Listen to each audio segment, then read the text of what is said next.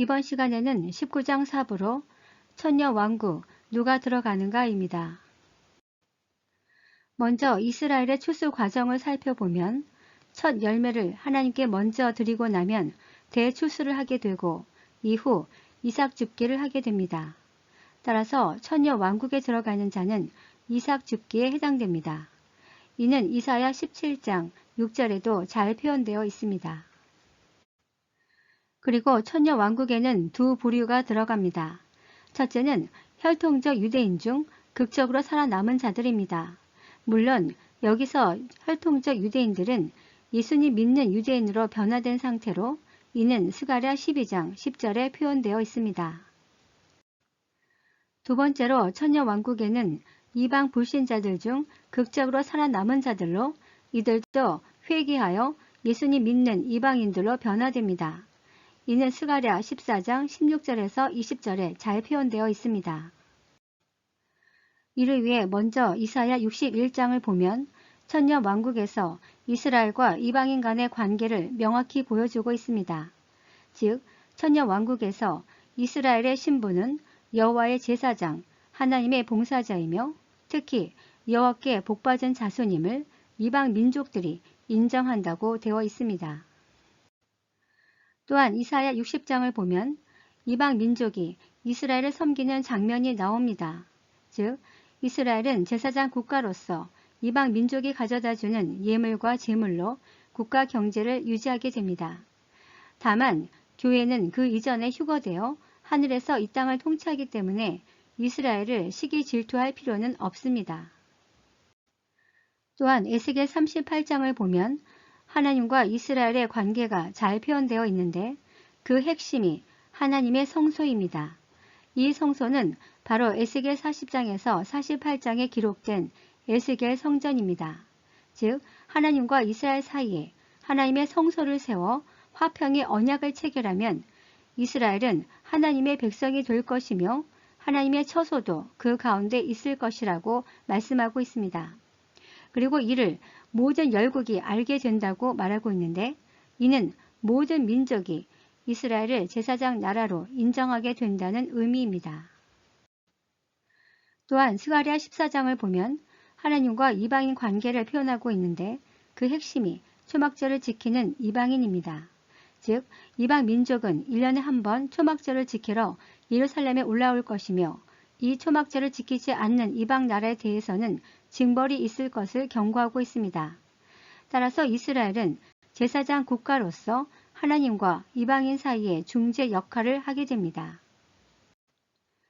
하나님께서 완성하시려고 했던 하나님의 나라가 구약시 때는 실패한 것처럼 보였지만 마침내 천년 왕국을 통해 완성하게 됩니다. 이것이 가능한 이유는 먼저 새 악한 영을 붙잡아 심판을 했으며 이때 요엘서 2장 28절 말씀처럼 만민에게 새 영을 부어주었기 때문입니다. 그리고 천년 왕국을 통해 하나님은 결코 실패하실 수 없는 분이심을 확증해 주셨습니다.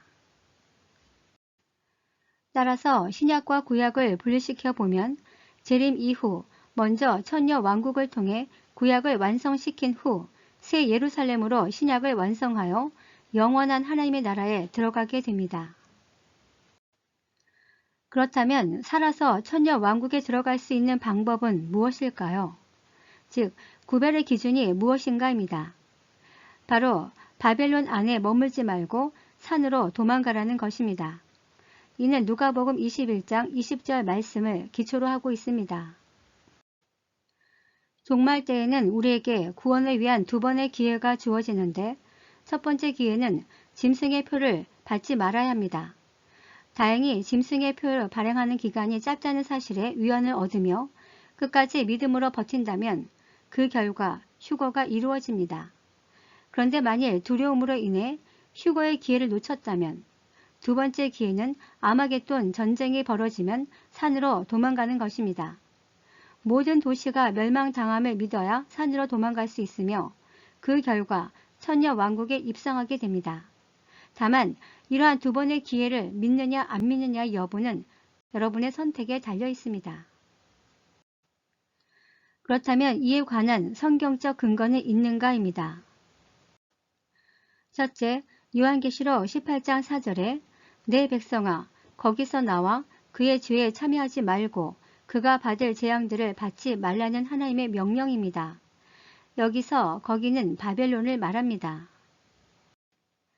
두 번째로 누가복음 21장 20절 예루살렘이 군대에 에워싸이는 것을 보거든 그때 유대에 있는 자들은 산으로 도망갈 것이며 라는 문구입니다. 이것을 이해하려면 마태복음 24장 15절 말씀과 누가복음 21장 20절 말씀은 서로 동일한 사건인지 아니면 다른 사건인지 밝힐 필요가 있습니다. 다시 말해 마태복음 24장 15절은 멸망에 가증한 것이 거룩한 곳에 선 것을 보거든 산으로 피하라고 되어 있고 반면 누가복음 21장 20절은 군대가 에워싸는 것을 보거든 산으로 피하라고 되어 있습니다. 이에 관해 무천연설은 두 사건 모두 AD 70년경에 발생한 예루살렘 전쟁으로 서로 동일한 사건이라고 주장합니다. 반면 전천연설은 마태복음 24장 15절은 재림 때 있을 7년 대환란 사건이며 누가복음 21장 20절은 AD 70년 예루살렘 전쟁이지만 이 또한 재림 때 있을 아마겟돈 전쟁에 관한 이중 예언으로 서로 다른 사건이라고 주장합니다. 그런데 이 두 사건을 동일한 사건으로 보기에는 상이한 표현이 너무 많습니다. 그중 몇 가지만 살펴보고자 합니다. 첫째, 대환란에 관한 징조의 표현이 다릅니다. 즉, 마태복음 24장 15절은 멸망에 가증한 것이 거룩한 곳에 선 것을 보거든 이라고 되어 있는데 이는 다니엘 70일의 대예언 중 9장 27절 표현을 인용한 것으로 이것은 전쟁의 징조가 될 수 없습니다. 왜냐하면 성전에 가증한 것을 세우려면 전쟁이 끝난 이후에나 가능한데 전쟁이 끝난 이후에 산으로 도망가라는 것은 무의미하기 때문입니다. 반면 누가복음 21장 20절은 군대가 에워싸는 것을 보거든 도망가라고 말하고 있습니다. 이는 누가 봐도 전쟁임을 알 수 있습니다. 따라서 피해야 할 때를 알려주는 하나님의 사인이 서로 다름을 알 수 있습니다. 둘째, 환란의 대상에 대한 표현이 다릅니다. 마태복음 24장 22절에는 환란의 대상이 택한 자이며 환란의 기간을 감해준다라는 표현이 있는데 여기서 택한 자는 당연히 성도이며 감한다는 표현은 표면상 7년 대환란이지만 본격적인 환란은 후 3년 반이 된다는 의미입니다. 반면 누가복음 21장 23절에는 환란의 대상은 땅과 백성이며 환란을 감해준다는 표현이 없습니다. 여기서 땅과 이 백성은 이스라엘 땅과 유대인을 뜻합니다. 셋째, 거짓 선지자에 관한 경고 문구 유무입니다. 마태복음 24장 23절에는 거짓 선지자에 관한 경고 문구가 있습니다. 만약 휴거 직전 7년 대환란을 의미한다면 당연히 거짓 선지자에 관한 경고 문구가 있어야 합니다. 반면 누가복음 21장에서는 거짓 선지자에 관한 경고가 없습니다. 왜냐하면 교회가 이미 휴거된 이후에 아마겟돈 전쟁이 일어나기 때문에 거짓 선지자와 관련된 문구가 필요 없습니다. 넷째, 가장 결정적인 것으로 휴거에 관한 표현의 유무입니다. 마태복음 24장 40절에는 휴거와 관련된 문구가 있습니다. 7년 대환란 후에 휴거한다면 당연히 휴거에 관한 문구가 있어야 합니다. 반면 누가복음 21장에는 휴거에 관한 문구가 없습니다. 이는 교회가 이미 휴거된 이후에 아마겟돈 전쟁이 일어나기 때문에 휴거와 관련된 문구가 있을 이유가 없습니다. 결국 마태복음 24장 15절 이하는 7년 대환란 사건을 지칭합니다. 대상은 예수님 믿는 유대인과 이방교회이며 모티브는 다니엘 70일의 대예언이며 이는 다니엘 8장과 11장에 등장하는 BC 198년 안티오쿠스 4세 때 일어난 예루살렘 7년 대환란을 모티브로 한 이중 예언입니다. 반면 누가복음 21장 20절 이하는 아마겟돈 전쟁을 지칭합니다. 대상은 혈통적 유대인을 비롯한 모든 불신자들로 모티브는 AD 70년 발생한 예루살렘 전쟁을 이중 예언한 것입니다. 따라서 7년 대환란 때 멸망에 가증한 것이 거룩한 곳에 선 것을 보거든 예수님 믿는 유대인과 모든 성도는 도시에 머물지 말고 산으로 피해야 합니다. 반면 아마겟돈 전쟁 때 군대가 에워싸는 것을 보거든 혈통적 유대인과 불신자들은 도시 안에 들어가지 말고 산으로 피해야 합니다. 결국 여기에는 말씀을 믿는 믿음이 필요하며 이 믿음으로 살아남을 수 있습니다.